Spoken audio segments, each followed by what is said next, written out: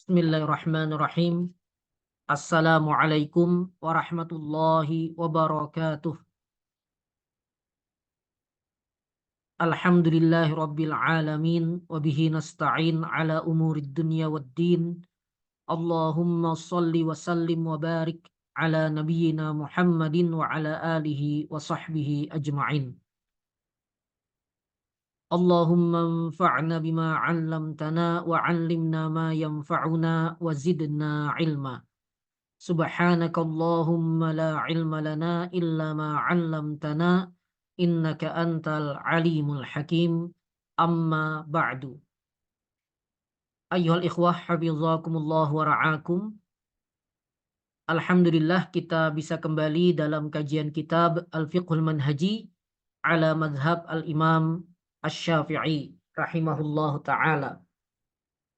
Karya tiga ulama Syafi'iyah kontemporer, yaitu Dr. Mustafa Said Al-Khin, Dr. Mustafa Dib Al-Bugha, dan Dr. Ali Asy-Syarbaji. Dan kita masih dalam madkhal ila ilmil fiqh, pengantar ilmu fikih. Dan selama Ramadan 1445 Hijriah ini, kajian kita diubah jadwalnya, yaitu tiap Rabu sore jam 16.30 sampai selesai ya. Jam 16.30 waktu Indonesia Barat. Atau kalau pakai waktu Indonesia Tengah, sebagaimana di tempat saya, berarti jam 17.30.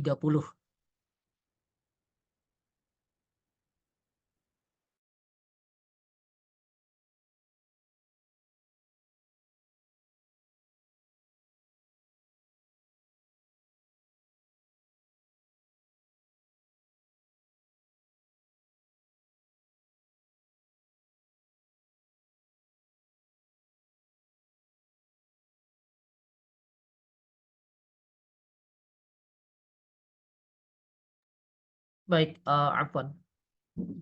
Baik, dan sore hari ini insya Allah kita akan membaca Daruratul Tizamil Fiqhil Islami wa tamassuki bi ahkamihi wa adillatu dzalika minal Qur'ani was sunnah. Baik, bismillahirrahmanirrahim. Qala al-muallifun rahimallah man mata minhum wa hafidha man baqiya wa nafa'ana bihim wa bi'ulumihim fid daraini amin. Daruratul tizamil fiqhil islami wa tamassuki bi ahkamihi.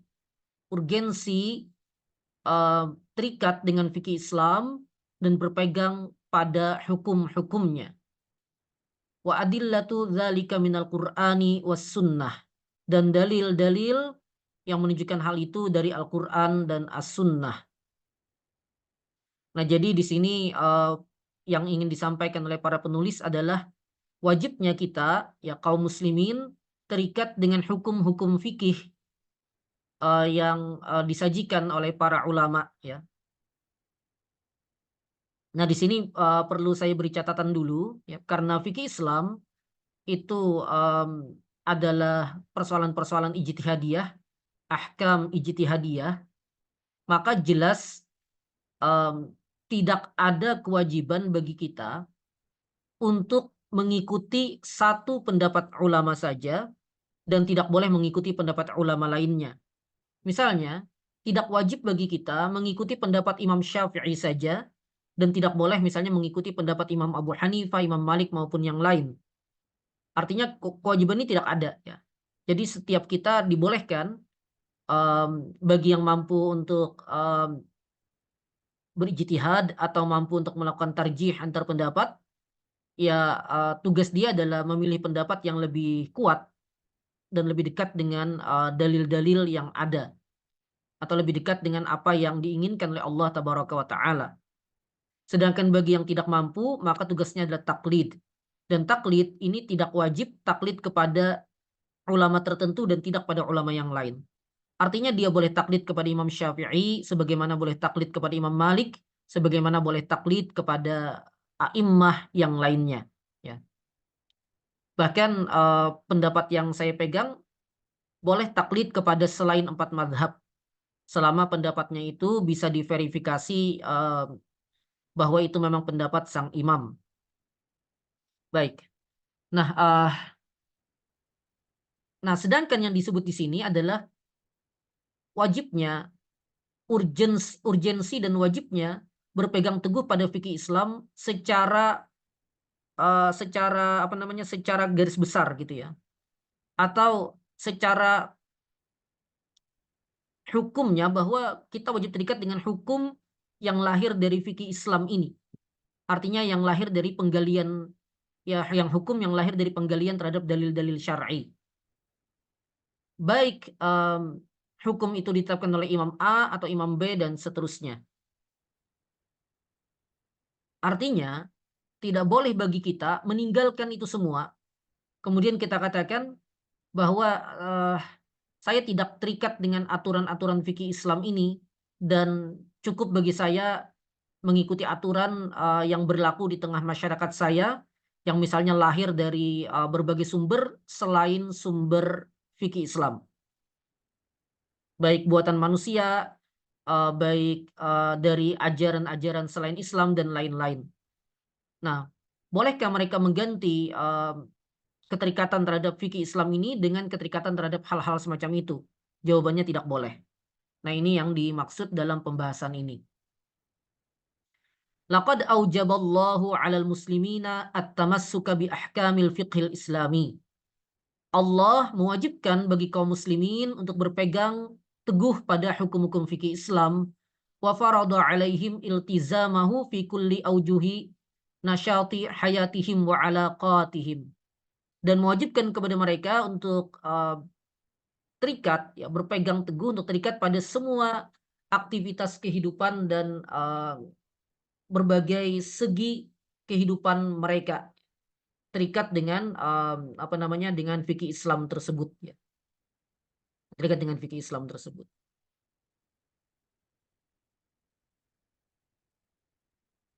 Wa ahkamul fiqhil islami, dan hukum-hukum fikih Islam, kulluha tastanidu ila nususil Qur'ani was sunnah. Dan hukum-hukum fikih Islam semuanya ini berlandaskan kepada nas-nas Al-Quran dan As-Sunnah.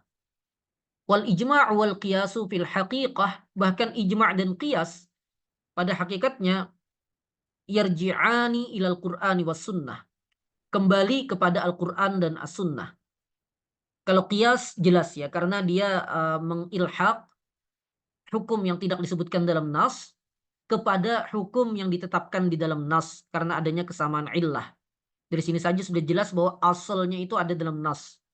Jadi kembalinya kepada nas juga. Nah, sedangkan ijma', para ulama mengatakan bahwa ijma' itu harus punya sandaran, harus punya mustanad, dan sandarannya itu dari nas.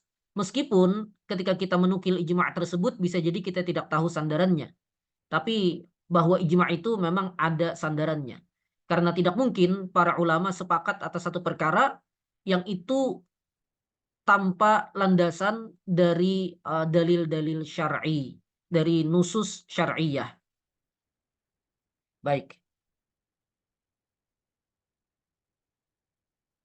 Fa'idha stabahal muslimuna tarka ahkamil fiqhil islami, jika kaum muslimin membolehkan, ya, menganggap boleh, jika kaum muslimin menganggap boleh meninggalkan hukum-hukum fikih Islam, faqad istabahu tarkal Qur'ani was sunnati. Maka berarti mereka memperbolehkan atau menganggap boleh meninggalkan Al-Quran dan As-Sunnah sebagai sumber dari fikih Islam tersebut, ya. Dan jika seperti itu, wa'attalu, ya, mereka berarti menelantarkan, membuang bidzalika majmu'ad din al-islami, ya, agama Islam ini secara keseluruhannya.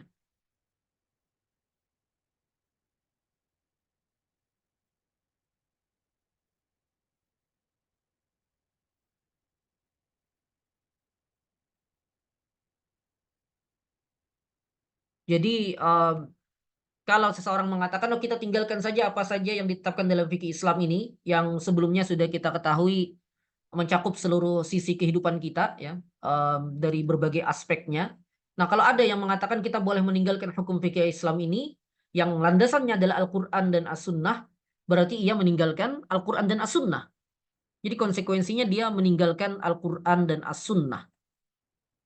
Dan ketika dia meninggalkan Al-Quran dan As-Sunnah, berarti dia meninggalkan ya agama ini, gitu. Dia meninggalkan agama ini.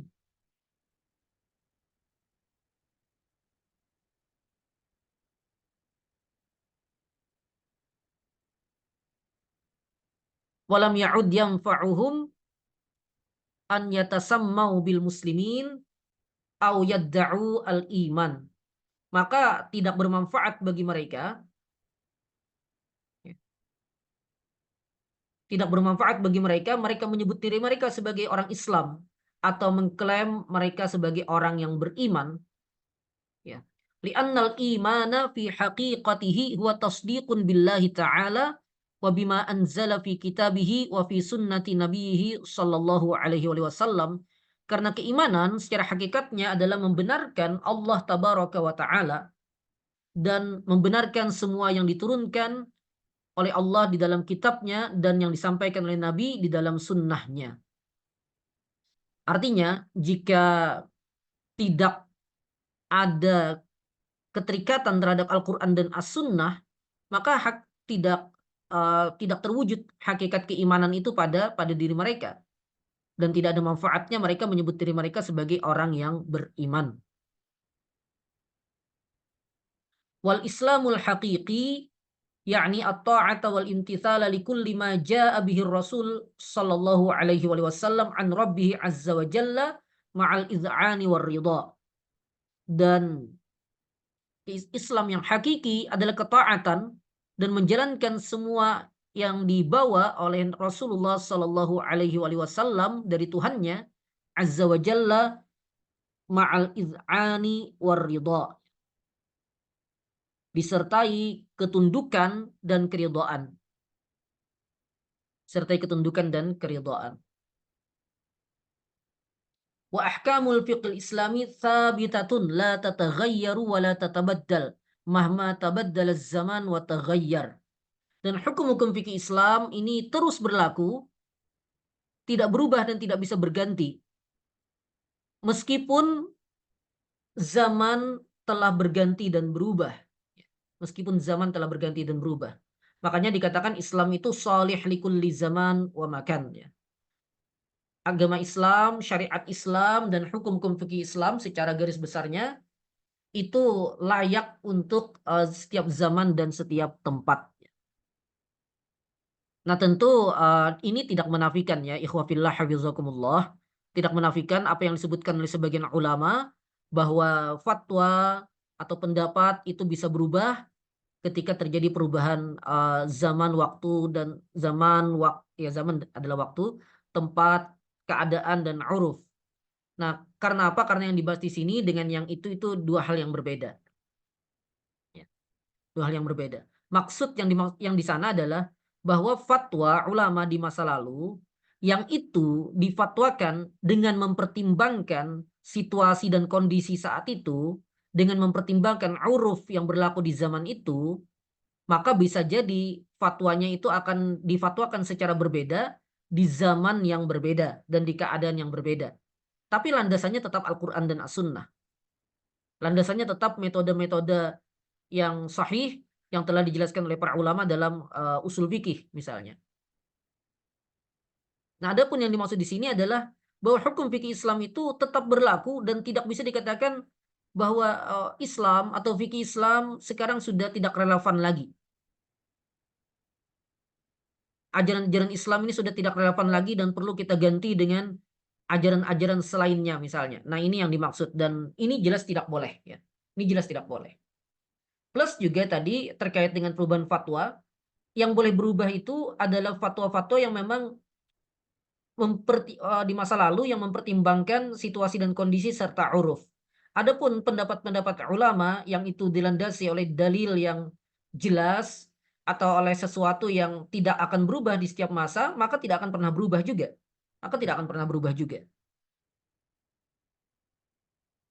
Jadi yang bisa berubah itu fatwa-fatwa yang memang dijelaskan oleh para ulama atau disebutkan oleh para ulama di masa lalu mengikuti situasi dan kondisi, mengikuti uruf yang berlaku saat itu. Dan itu terbatas sifatnya, tidak banyak, dan pada ranah-ranah tertentu saja yang bisa kita dapatkan penjelasannya saat membaca penjelasan-penjelasan mereka dalam berbagai kitab-kitab yang mereka tulis ya. Dan kembali lagi, perubahan fatwa itu pun tetap landasannya adalah fikih Islam, tidak keluar dari lingkaran fikih Islam, tidak keluar dari keterikatan terhadap syariat yang mengejawantah dalam fikih Islam. Nah, adapun yang dimaksud di sini adalah ketika seseorang ingin mengganti hukum fikih Islam dengan hukum selainnya. Apakah ini boleh? Jawabannya tidak boleh. Wala yubahu tarkuha bihalin minal ahwal. Dan tidak boleh meninggalkannya dalam keadaan apapun. Tidak boleh seseorang mengatakan kita tidak lagi terikat dengan aturan-aturan di dalam fikih Islam yang mengatur perbuatan mukallaf sesuai dengan petunjuk Al-Quran dan As-Sunnah. Sekarang kita tidak perlu lagi merujuk itu. Cukup bagi kita mengikuti apa yang difahami oleh manusia di zaman sekarang. Cukup bagi kita misalnya memegang nilai-nilai universal masyarakat gitu, dan sebenarnya yang mereka maksud nilai universal itu adalah nilai-nilai barat ya, dan itu tidak universal. Itu tidak universal. Hanya saja karena manusia saat ini ya peradaban yang maju secara fisik, sains dan teknologi adalah barat, sehingga orang menganggap nilai-nilai mereka itu sebagai nilai yang bisa diterima oleh semua kalangan. Padahal tidak ya. Itu sebenarnya nilai-nilai yang memang diambil oleh umat yang kalah karena ya mereka tidak sanggup untuk melawannya. Dan sebenarnya ya, dan itu karena mereka silau saja dan mereka bersikap inferior terhadap nilai-nilai barat tersebut, sehingga mereka sebut sebagai nilai yang universal. Padahal tidak gitu. Padahal jauh sekali dari nilai-nilai yang universal. Dan kalau mau tahu nilai yang universal itu adalah nilai Islam. Ajaran Islam itu ajaran universal. Karena apa? Karena ia dari Allah. Ia dari Allah. Inna dina indallahil Islam. Dan agama Islam ini yang Allah katakan bahwa ini adalah agama yang sempurna. Al yauma akmaltu lakum dinakum wa atmamtu ni'mati 'alaikum wa raditu lakumul Islam madina. Jadi ajaran Islam inilah ajaran yang universal, yang berlaku untuk semua bangsa, semua tempat, semua ras dan segala macam. Dan syariat Islam, aturan Islam inilah yang akan memberikan kita kemaslahatan dunia dan akhirat. Inilah nilai-nilai universal. Hanya saja karena umat Islam beberapa waktu terakhir ini ya kalah perang dengan orang-orang barat, ya kemudian ditaklukkan oleh mereka, kemudian kita menganggap ya, dan itu pun juga mengapa kita kalah ya karena kita meninggalkan din Islam ini gitu. Dan kita kemudian ya tunduk kepada mereka ya karena umat Islam atau sebagian umat Islam merasa kalah dengan mereka. Dan kemudian ya sebagai sebuah keniscayaan ya dalam pertarungan peradaban, ya kelompok yang kalah biasanya akan terkesima dan ingin mengikuti kelompok yang menang. Sebagaimana dulu ketika umat Islam ya, ketika umat Islam jaya, umat Islam menjadi puncak pusat peradaban dunia ya. Orang-orang Eropa ramai-ramai belajar kepada umat Islam dan mengikuti berbagai tradisi mereka. Ya begitulah keadaan peradaban ini. Nah, jadi kembali lagi ya fikih Islam dan apa yang ditetapkan oleh para ulama dalam fikih Islam itu tidak akan pernah berubah dan tidak akan pernah tergantikan dan tidak boleh digantikan. Dan kita wajib terikat dengan aturan-aturan fikih Islam tersebut. Adillatu dzalika minal Qur'ani was sunnah. Dalil-dalil dari Al-Quran dan As-Sunnah yang menunjukkan hal tersebut ya, yang menunjukkan keterikatan tersebut. Wal adillatu ala wujubil tizamil fiqhi wat tamassuki bi ahkamihi katsiratun jiddan fil kitabi was sunnah. Dan dalil-dalil atas wajibnya terikat dan berpegang teguh terhadap hukum-hukum fikih Islam itu sangat banyak di dalam Al-Quran dan di dalam As-Sunnah, yang nanti akan disebutkan oleh beliau sebagiannya. Amma fil kitab, adapun di dalam Alkitab, di dalam Al-Quran, faqad qala Allah Ta'ala, Allah Ta'ala berfirman, ittabi'u ma unzila ilaikum mir rabbikum wa la tattabi'u min dunihi awliya.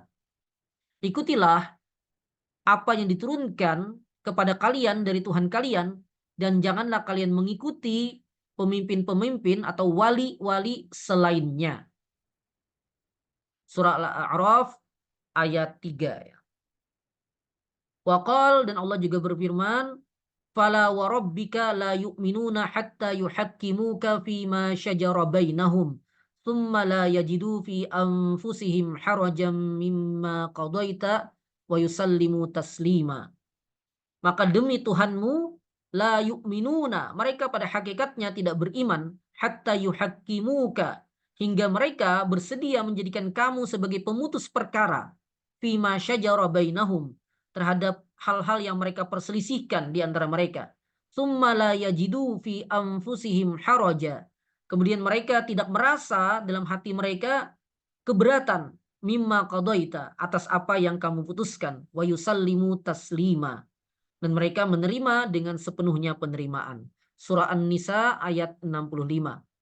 Wa qala ta'ala, dan Allah Ta'ala juga berfirman, wa ma atakumur rasulu fakhudhuhu wa ma nahakum anhu fantahu.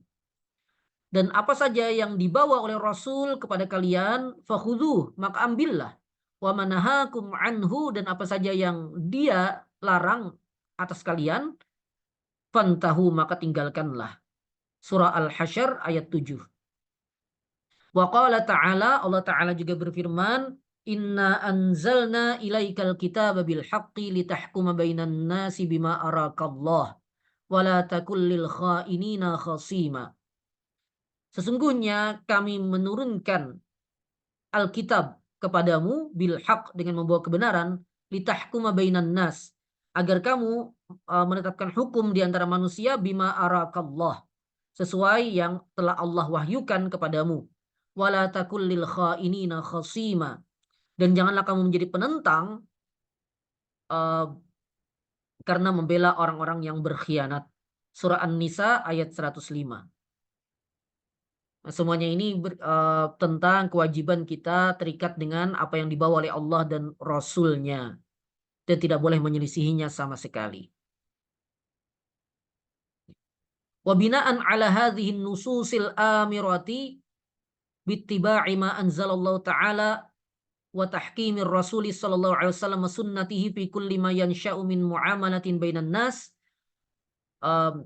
dan berdasarkan atas nas-nas yang memerintahkan, nas-nas ini ya, yang tadi ini, yang memerintahkan untuk mengikuti semua yang diturunkan oleh Allah tabaraka wa taala, dan juga mengikuti keputusan hukum dari Rasul sallallahu alaihi wasallam dan sunnah Nabi juga dalam semua perkara muamalah yang terjadi di tengah-tengah manusia, wan nahiyati an kulli mukhalafatin lillahi wa li rasulihi, dan larangan pada semua hal yang menyelisihi Allah dan Rasulnya.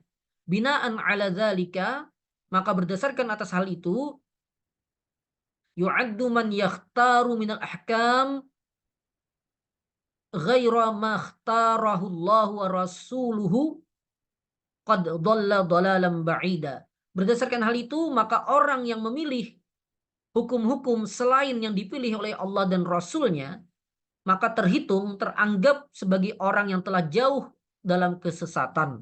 Qad dhalla dhalalan ba'ida, telah sesat sejauh-jauhnya kesesatan. Orang yang memilih hukum-hukum yang menyelisihi apa yang dipilihkan oleh Allah dan Rasulnya bagi kita.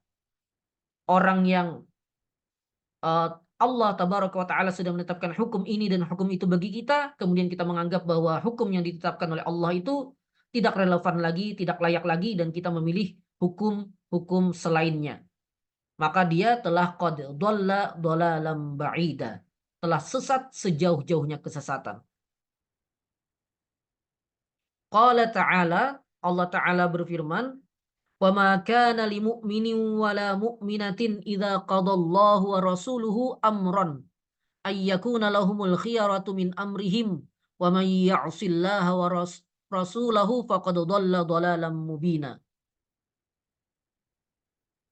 Dan tidaklah layak bagi seorang yang beriman, laki-laki maupun perempuan, ketika Allah dan Rasulnya telah menetapkan satu perkara bagi mereka, an yakuna lahumul khiyaratu min amrihim, bahwa mereka memiliki pilihan yang lain tentang urusan mereka itu selain yang telah ditetapkan oleh Allah dan Rasulnya tadi. Tidak selayaknya. Wa may ya'sillaha wa rasulahu, dan siapa yang bermaksiat, barang siapa yang durhaka kepada Allah dan Rasulnya, wa may ya'sillaha wa rasulahu faqad dhalla dhalalan mubina, maka sungguh dia telah sesat senyata-nyatanya kesesatan. Surah Al-Ahzab ayat 36. Ini sangat-sangat jelas ya ikhwah fillah hafizakumullah. Kemudian dalam as-sunnah ya. Wa amma fis sunnati fal ahaditsu katsiratun aidan. Hadis-hadis tentang hal ini juga sangat banyak. Minha ma rawal Bukhari wa Muslim, di antaranya yang diriwayatkan oleh Imam Al-Bukhari nomor 2797 dan Muslim nomor 1835, an Abi Hurairah radhiyallahu anhu qala, dari Abu Hurairah radhiyallahu taala anhu, beliau berkata, qala Rasulullah sallallahu alaihi wasallam, Rasulullah sallallahu alaihi wa alihi wasallam berkata, man ata'ani faqad ata'allah wa man asani faqad asallah. Siapa saja yang taat kepadaku, maka sungguh dia telah taat kepada Allah. Dan siapa saja yang bermaksiat, durhaka kepadaku, maka sungguh dia telah bermaksiat atau durhaka kepada Allah. Wa minha qauluhu sallallahu alaihi wasallam, dan diantaranya juga adalah sabda Nabi Muhammad sallallahu alaihi wa alihi wasallam, walladzi nafsi biyadih la yu'minu ahadukum hatta yakuna hawahu taba'an lima ji'tu bih. Dan demi zat yang jiwaku berada di tangannya, tidak beriman salah seorang di antara kalian hingga ia jadikan hawa nafsunya mengikuti risalah yang aku bawa. Zakarahul Imamun Nawawi fi matnil arba'in an-nawawiyah. Disebutkan oleh Imam Nawawi dalam matan al-arba'in an-nawawiyah nomor wahid wa arba'in, nomor 41, wa qala hadisun sahih, dan beliau berkata hadis sahih. Wa qauluhu sallallahu alaihi wasallam, dan sabda Nabi sallallahu alaihi wasallam, alaikum bisunnati, wajib bagi kalian mengikuti sunnahku, rawahu Abu Dawud wa Tirmidzi. Wa qauluhu, dan juga sabda Nabi, taraktu fikum, aku tinggalkan bagi kalian, ma in akhadtum bihi, yang jika kalian mengambilnya, lan tadillu ba'di, kalian tidak akan tersesat setelahku, yaitu kitab Allahi wa sunnati, yaitu kitab Allah, Al-Quran, dan sunnahku. Unzur, silakan lihat Sahih Muslim, Abu Daud, dan Al-Muwatta karya Imam Malik. Baik. Hadhil adillatu minal Qur'ani was sunnati wadihatun fi wujubi ittiba'il ahkam allati syara'aha Allahu azza wa jalla lil ibadi fi kitabihi wa ala lisani nabihi sallallahu alaihi wa alihi wasallam. Dalil-dalil dari Al-Quran dan As-Sunnah ini jelas sekali menunjukkan wajibnya mengikuti hukum-hukum yang telah disyariatkan oleh Allah Azza wa Jalla bagi hamba-hambanya, yang dimuat di dalam Al-Quran dan di dalam atau dan melalui lisan Nabi Muhammad sallallahu alaihi wa alihi wasallam. Sangat-sangat jelas. Qala ta'ala, Allah Ta'ala berfirman, falyahdharil ladzina yukhalifuna an amrihi an tusibahum fitnatun aw yusibahum adzabun alim. Maka hendaklah alladzina yukhalifuna an amrih, orang-orang yang menyelisihi, menyalahi perintahnya, perintah Rasul, mereka khawatir, mereka takut antusibahum fitnah, akan mengalami fitnah, akan mengalami cobaan, akan mengalami bahaya, au yusibahum adzabun alim, atau akan menimpa mereka azab yang pedih. Surah An-Nur ayat 63. Baik, ikhwah fillah hafizakumullah, ini perkara yang sangat-sangat jelas. Maka hal semacam ini ya ikhwah fillah hafizakumullah adalah salah satu bagian penting ajaran Islam yang perlu kita sampaikan, apalagi di masa sekarang ya. Karena para ulama dan para duat sejak era salaf sampai sekarang, yang mereka berpegang teguh pada ajaran Allah dan Rasulnya, yang mereka disebut dalam hadis Nabi sebagai Ta'ifah Mansurah, ya. Kelompok yang dimenangkan oleh Allah Tabaraka wa Ta'ala, ya. La tazalu ta'ifatun min ummati zahirina 'alal haq, dan seterusnya. Nah, mereka senantiasa menjawab berbagai tantangan zaman mereka agar umat Islam tidak menyimpang dari dinnya. Makanya misalnya di masa lalu banyak ulama yang mengkritik keras misalnya kalangan Jahmiyah, atau para ulama di masa lalu mengkritik keras em, penolakan terhadap takdir dari Allah Tabaraka wa Ta'ala dan seterusnya. Karena apa? Karena saat itu itulah tantangan di zaman itu. Itulah tantangan umat Islam di masa-masa tersebut. Nah, salah satu tantangan besar di masa sekarang ya ikhwah fillah hafizakumullah adalah sekularisme dan nanti bisa berujung pada agnotis, ya, dan juga ateis bahkan wal billah. Jadi sekularisme, pemisahan agama dari kehidupan, kemudian um,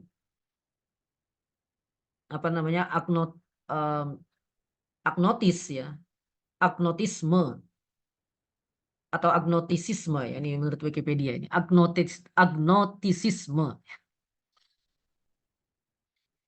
bahkan ateisme ini adalah tantangan di zaman kita saat ini, ya. Jadi sekularisme yang konsepnya adalah fasluddin anil hayah, memisahkan agama dari kehidupan. Kemudian agnostisisme yang menyatakan bahwa hal-hal yang sifatnya supranatural termasuk Tuhan dan lain-lain itu sesuatu yang tidak diketahui atau tidak dapat difahami, ya. Dan termasuk juga ya penolakan terhadap agama-agama. Kemudian ateisme yang menafikan adanya Tuhan dan semisal itu, ya. Ajaran-ajaran yang semisal itu saat ini adalah salah satu tantangan besar bagi kita, ya. Karena konsep-konsep semacam ini begitu mudah kita akses dari berbagai media sosial, ya. Banyak sekali pemuda-pemuda bahkan yang ya KTP-nya masih Islam, ternyata memegang prinsip-prinsip semacam ini. Dan ini jelas adalah sebuah kebatilan, kesesatan, bahkan kekufuran. Maka tugas kita, ikhwah fillah hafizakumullah, sesuai kapasitas kita tentunya, adalah menjelaskan kepada umat Islam tentang bahwa din Islam ini tidak menerima adanya keterpisahan agama dengan aspek-aspek kehidupan. Ya. Agama kita tidak bisa menerima bahwa Islam itu hanya dipersilahkan untuk dipraktekkan di masjid-masjid saja, sedangkan di kantor, di pasar, di jalan, di pantai, dalam kehidupan sosial, politik, ekonomi, kenegaraan dan semuanya jangan bawa Islam. Nah, konsep semacam ini adalah konsep batil, konsep kufur yang tidak boleh dipegang oleh seorang muslim. Dan bahwa konsep-konsep yang dijajakan oleh barat ini sesuai dengan sejarah mereka yang memang mengalami fase kegelapan ketika ya kalangan gerejawan menguasai mereka, kemudian mereka memisahkan diri dari agama saat itu dan mereka mengalami kemajuan. Itu sejarah mereka. Kemajuan itu pun juga kemajuan parsial, ya, kemajuan dari sisi sains dan teknologi. Tapi dari sisi moral, dari sisi akhlak, mereka tambah rusak, ya, dan itu bisa kita lihat dari berbagai pemberitaan maupun laporan-laporan yang ada, ya. Nah, sedangkan Islam tidak pernah mengalami sejarah semacam itu. Islam bahkan mengalami fase kemajuannya, fase paling tinggi sebagaimana dijelaskan oleh para ulama adalah di masa sahabat ya radhiyallahu anhum ajma'in. Ini adalah generasi terbaik, ya. Kemudian kebaikan ini terus berlanjut di generasi-generasi berikutnya, termasuk juga di masa kegemilangan sains, teknologi, kemajuan-kemajuan dalam dunia Islam. Semua itu berjalan tanpa umat Islam meninggalkan agamanya, tanpa umat Islam meninggalkan agamanya. Makanya apa yang terjadi di barat tuh beda sejarah dengan kita sehingga tidak layak kita mengikutinya. Ditambah ajaran Islam ini adalah ajaran yang